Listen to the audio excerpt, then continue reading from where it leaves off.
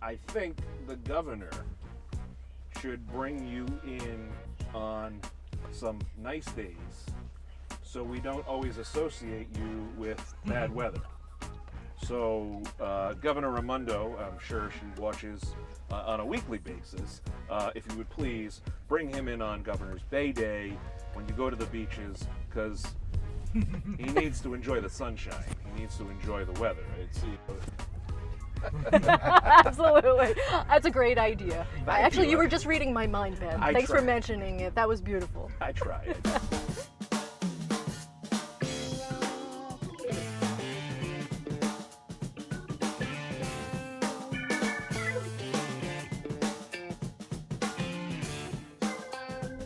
Welcome into Carpooling with Ben, a very special episode. If you've seen during various weather events in Rhode Island, and really all across the country, anytime a public official is speaking, there is always a person who is doing sign language to the right or to the left of them. Well, in Rhode Island, a person who has become a viral sensation online because of his expression and his ability to deliver the message with passion and great excitement, joins me in the car, Mr. Arkady Belozovsky, and interpreting for him in the back seat is Christine West. Welcome to you both. Thank you for having us today. We're very excited to be here, and we've been looking forward to this opportunity for a long time. The interpreter is not just for me, as you introduced her as Christine West. She's also my team interpreter. We work together for those emergency press conferences. As you mentioned, a lot of people think that I have the ability to hear, which is ironic because I'm deaf and I grew up in a deaf family. And I entered the field about 40 years ago. There's a lot of barriers for people like me. And both Christine and I have provided opportunities for deaf interpreters and hearing interpreters to work together. So we're working on empowering deaf hearing interpreter teams. And it's great because as deaf interpreters, we're able to use our experience as native signers and native users of American Sign Language to be able to deliver a message that's effective to the public. And we really want to thank the governor and the Rhode Island Commission on the Deaf and Hard of Hearing, which helps to coordinate our services, as well as the Rhode Island Emergency Management Agency to be willing to work with us as a team to make those emergency press conferences happen. A lot of people think that deaf individuals are not able to do a lot of things. And I do show that I have the ability to do a lot of things with my hands. And one of those is to be able to work as an interpreter. So that is all excellent information. I mean, it's perfect. You bring up an interesting concept of the fact that you are able to interpret or communicate better as a person who is a native sign language signer. Am I saying that the right way? A native signer? Sure, yes, yep, absolutely. You bring up an interesting concept that it's not just word for word when the governor speaks what is being translated to people who are deaf or hard of hearing, but it's almost a dialect. Okay, well, let me clarify that for everyone. It's not an easy answer, so Please I'm going to do. have to take some time explaining that. It's not a simple Take all answer. the time you need. Okay, great. When we're speaking of dialects, we do have regional dialects. For example, in California and New York, they each have their regional dialects of American Sign Language. And they also have regional dialects in spoken English. Each of those places have specific accents that they use to communicate. And they're still able to understand one another if someone from New York was communicating with someone from California. And the same thing exists for American Sign Language. As a certified deaf interpreter, we have been trained and we have expertise in different skills to be able to interpret not word for word as English and American Sign Language are two completely different languages. But we're also able to communicate other nuances of the language. For example, apple. You could have someone biting into an apple, or you could have someone really succulently biting into an apple. And so there are a lot of non-manual markers and signals that we use to show our emotions, and that's conveyed through our facial expressions. And what Christine does is takes the message from English and interprets it into American Sign Language, and then I take that message from American Sign Language and make it more accessible to a wider audience of deaf individuals. You might not know, but I know for those individuals in Alaska or the Eskimo population, they have several different words to describe snow. And same with American Sign Language. We can convey different kinds of snow in our language. And so it could be snowing heavy, it could be a blizzard, or it could be just a light snowfall, just a dusting. And so the way we convey that through our facial expressions, our non-manual markers, our hands, it's very descriptive. And we actually show what that looks like. The same when we're talking about plowing of roads, for example. All of that is very expressive, and we have a very rich language, and we're able to share that with the public. And our job is important to be able to share that vital information to the deaf community so that they can be safe and they know what's going on. American Sign Language is its own distinct language, and it has its own linguistic features, its own morphological features, lexical features, syntactical features.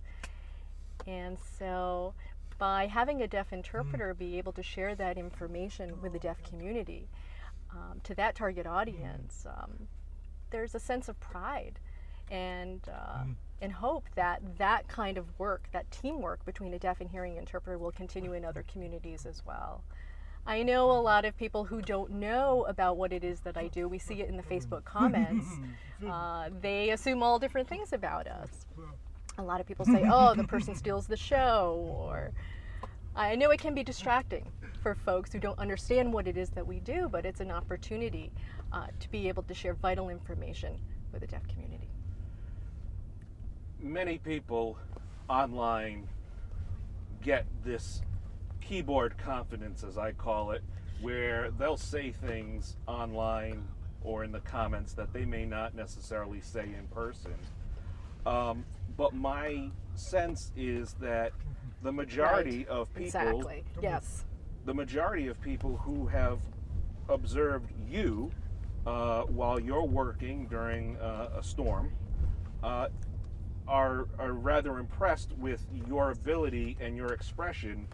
And it would be my thought that the presentation you give turns people on to learn more about what's happening and that's true. How you do what you do.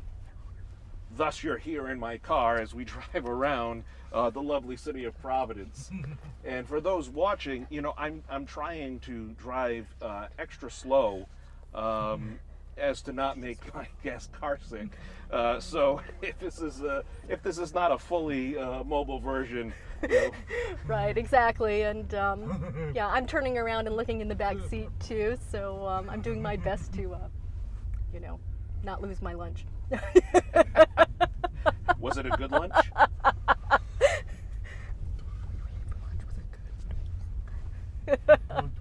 Oh, I actually really didn't have lunch today. I was just kidding. I didn't have the opportunity to eat today.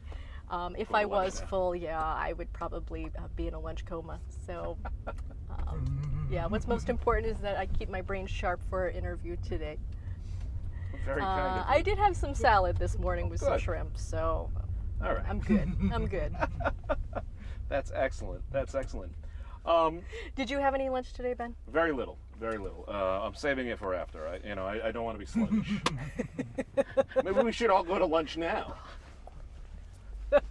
Sounds good. So, well, that brings up the natural question of when you're out in a dominantly hearing world, how do you find restaurants' ability to provide you with the ability to order what you want? And obviously there are laws, the American Disabilities Act and various provisions out there, but on the whole, how can we improve in society to better accommodate folks like yourself who are deaf and hard of hearing?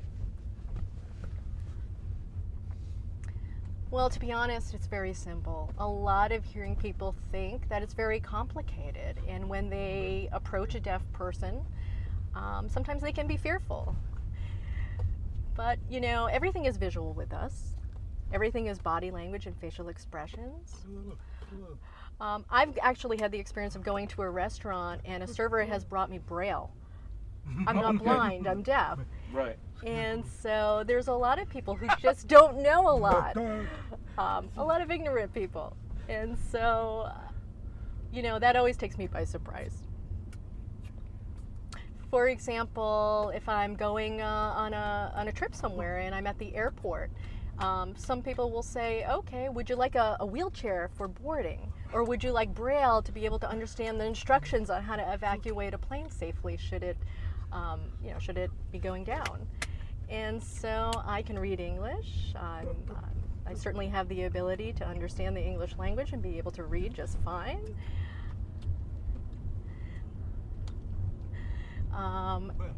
And let's just say I'm at a restaurant and the server asks me, how would you like your steak cooked? Would you like it done rare? Would you like it medium? Would you like it well done? And so you can certainly write back and forth with a server. So there are tons of different ways to communicate, and it's very simple. We don't have to make it more complicated than it has to be. And what's funny is that when people travel out of the country to a non-English speaking country, or maybe they go to Europe or they go somewhere else, they're still gesturing and they're still writing back and forth perhaps, so it's really no different. When we travel out of the country and we meet other deaf people, we're able to communicate just fine. But for hearing people, you know, not being able to communicate with other people who don't necessarily speak English, it's a struggle for them. It's just not something that they're used to, you know. So, for example, this is the number 6. This is the sign, if you'll copy me. Great. Okay, so this is the number 6 in sign language. And this would connote that you want your steak done you know, a particular way. And as you move your fingers up the line, you can feel that the tension or the firmness of your hand can help to convey how you want your steak cooked. Oh, okay. Whether you want it done rare, whether you want it done medium, or whether you want it well done. And so that's another way to be able to communicate. So it really depends on the server, whether they're open to somebody, you know, showing them via touch. So it really depends. You know, with English, there are certain cultural norms that people abide by. People have their personal space. They don't like to be invaded by having someone touch them. But in deaf culture, it's very typical for us to be able to touch one another, to be very kinesthetic people. And many more restaurants now are employing touchscreen kiosks to be able to order things. And so that's happening all across Europe, all across the world. But here in the United States, we haven't gotten there yet. And a lot of deaf folks who want to be able to order food, it's so much easier to be able to have those kinds of technological systems in place that don't require us to have to communicate with someone across a counter. So it's actually really simple. You know, it's not complicated. But in terms of what we need, how to accommodate us, I think the biggest part is that we're involved, that we have input in the decision-making process, that people don't make those decisions for us.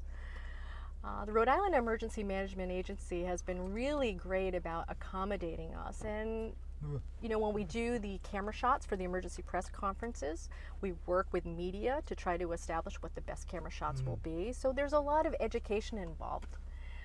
At airports, sometimes there'll be announcements.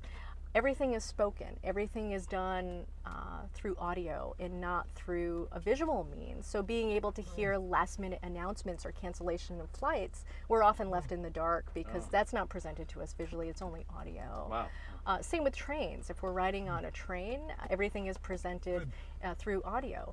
And there's not much of a visual opportunity to be able to say, okay, what's the next stop? Where are we stopping? What's the town? So I think if the world could begin to change their mindset and begin to make things available in both audio and video formats, we could make it more deaf-friendly for people. But I know in Europe, there's everything is provided in a visual format, and that actually benefits everybody. It's really about universal design. I know in Providence, over in the Federal Plaza, they have the time for the bus arrivals, the schedule, and how much minutes there are left, how many minutes there are left before a bus arrives. And so it's nice to be able to have that kind of visual display so we're able to follow. Wow. That's it's fascinating how, you know, to bring these two worlds together. So a question that I think viewers would really find interesting is, what was it like for you the first time you did a big event or an emergency press conference? Were you nervous? Were you were you anxious? What was that like for you? Well, it really depends on the individual. I know for myself, I wasn't anxious at all because I grew up acting. So I'm used to performing in front of audiences or being on stage. And I feel very comfortable in that realm. I used to be a tightrope walker, believe it or not. Yeah. In the circus. Yep, in the circus, any kind of stage performance I've been a part of. I did tightrope walking without any kind of harness or belt. Wow. Or safety mechanism. And if you were to fall, you would have to, or if you felt yourself falling, you would have to be able to leverage your weight to be able to keep your balance. And I was able to do different acrobatics, magic shows, and also folk dancing as well. Wow. So yeah, I have experience growing up amongst that culture. So I'm So a born talented. performer. So talented. Yes. Yes, multi-talented. How's that been? Hey, we're going to start a new series, tightrope walking with Ben and Arkady. It'll be great. Worldwide. It'll be amazing. And I believe I'm not the only one, actually, in my country. I was actually born in the USSR, which is what they called it at the time. Sure. And in that culture, a lot of people thought, well, because somebody's deaf, they must not have good vestibular skills. They are probably not good with balance. And I was able to prove them wrong. So I love that. There were several times growing up that I showed what I was able to do and prove people wrong time and time again. That, yeah, deaf people can do just about anything.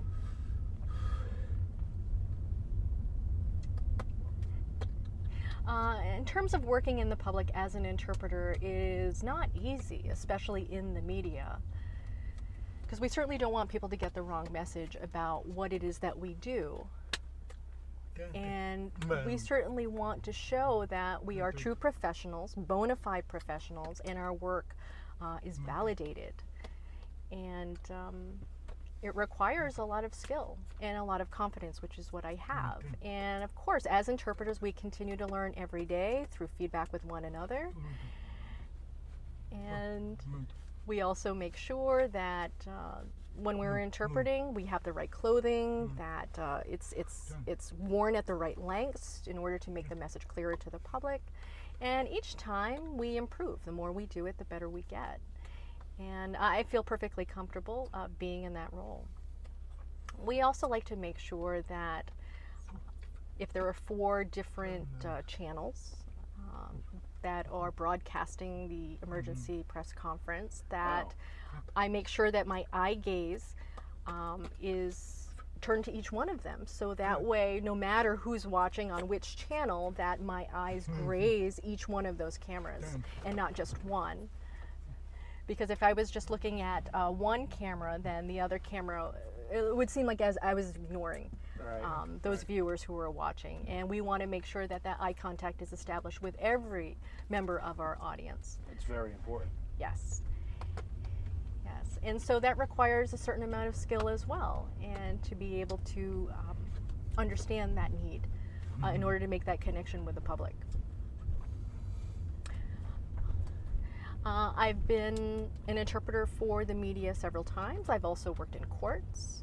I've also done mock trials, and I've done several different events where I've been on camera. And I'm also an avid blogger, so I do that on Facebook as well as you know, other places as well. So I'm very comfortable in front of the camera. It does take training, and it also requires working with an interpreter who's comfortable feeding me, and that term feeding is an industry-specific word, and that's when the hearing interpreter, like Christine, is able to take the information and feed it along to me. So teamwork is an important part of it, and working with someone who can provide that information to me. And a lot of what Christine and I do is we use our prediction skills, and we map what it is that, you know, mentally map what it is that we think the governor as well as the other emergency management officials is going to share with the public. Sometimes we're given a situation report, sometimes we're not, and we're not aware of what they plan on saying. And so both Christine and I will go through exercises where we predict, okay, what might they say? What might they be talking about? And so we do our best to be prepared. Wow. What's also important is that we breathe, and we provide some space for ourselves to be able to go about the task and do what it is that we're being paid to do. Sure. And so it's helpful to have a good team in that process. I think the governor should bring you in on some nice days so we don't always associate you with bad weather. So Governor Raimondo, I'm sure she watches on a weekly basis. If you would please bring him in on Governor's Bay Day when you go to the beaches, because he needs to enjoy the sunshine. He needs to enjoy the weather. It's, you know, Absolutely. That's a great idea. Actually, you were just reading my mind, Ben. Thanks for mentioning it. That was beautiful. I try. We're all... Yes. Yes. Every time we finish the emergency press conferences, it's nice because Governor Raimondo does come over, and she does recognize our work. And she comes over, she'll give me a pat on the back, or she'll shake my hand. And I know in the past I've also asked for, you know, a photo opportunity with her as well. And after those conferences, I've been able, as well as our team, Christine as well, to be able to have short conversations and get to know her a little bit better. So you're right, you're right. I'd be more than happy to take part in something like that, as you suggested. So we're on it. We're on it. If people want to explore a little further about whether they have no exposure to learning sign language, what are some good resources for people to go to learn how to, even just the basics? That's a great question. One important place to contact is the Rhode Island Commission on the Deaf and Hard of Hearing, which is a state agency, and they have plenty of resources about where to go to learn sign language, whether it's classes for parents, whether it's classes for the community.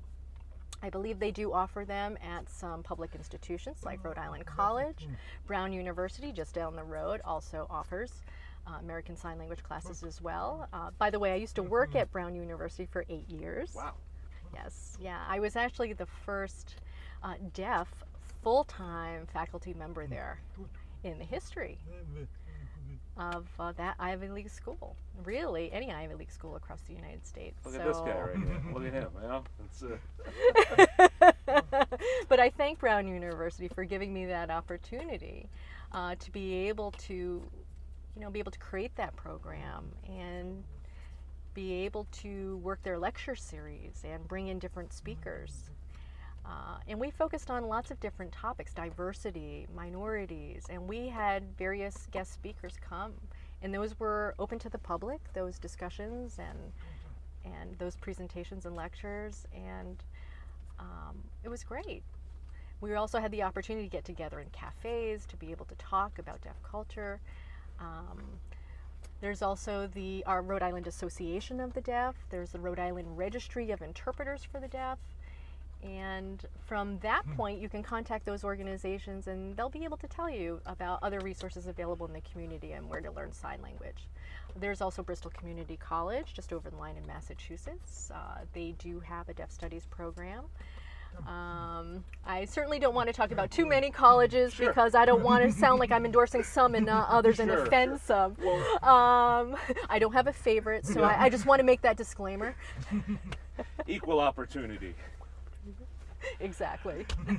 What about from a national standpoint? Because folks who may watch this not from the Rhode Island area, is there one website that you trust, or is there a few websites you trust that people can go and get information just on a national basis that may help to as a registry for country, even worldwide? Worldwide, there are several different organizations. There's advocacy and rights, the World Federation for the Deaf, WFD, and you can go to their website, wfd.org. There's also the National Association of the Deaf, NAD, and they're the oldest civil rights organization in the history of the world. And so they're actually celebrating their 200-year anniversary this year, and they're a very strong civil rights organization for deaf individuals. But there are so many other websites that are available. There's also DeafNation, which is another website, DeafNation.com, and they talk about a lot of different topics, different folks who are deaf across the world, what their experience is, exploration, travel, you name it. So there's so much out there. There's also video relay services information, and there are different providers for that. And let me go ahead and explain what video relay services is to the public. This is technology that's available to deaf people. And there's also the Deaf Olympics.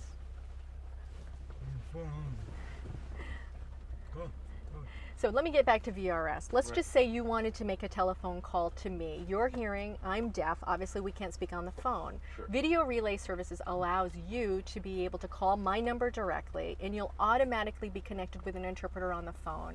That interpreter will contact me and be able to interpret the conversation in the same way that Christine is doing right now, in the same way that a live interpreter would do, except it just happens to the telephone. And the Federal Communications Commission, the FCC, oversees that service. And that is something that's accessible to deaf and hard of hearing people anywhere, 24/7. And that's really impacted the lives of deaf and hard of hearing people all over the world. For many years we felt separated by not having the ability to be able to communicate with people on the telephone through our natural language. And by having this technology available to us, it's been wonderful. We feel more connected to the world. VRS, the industry as a whole, is still working on trying to incorporate certified deaf interpreters like myself into their service provision.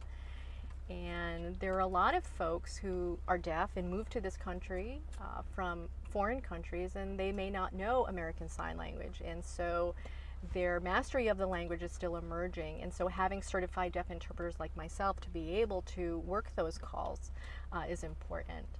And so,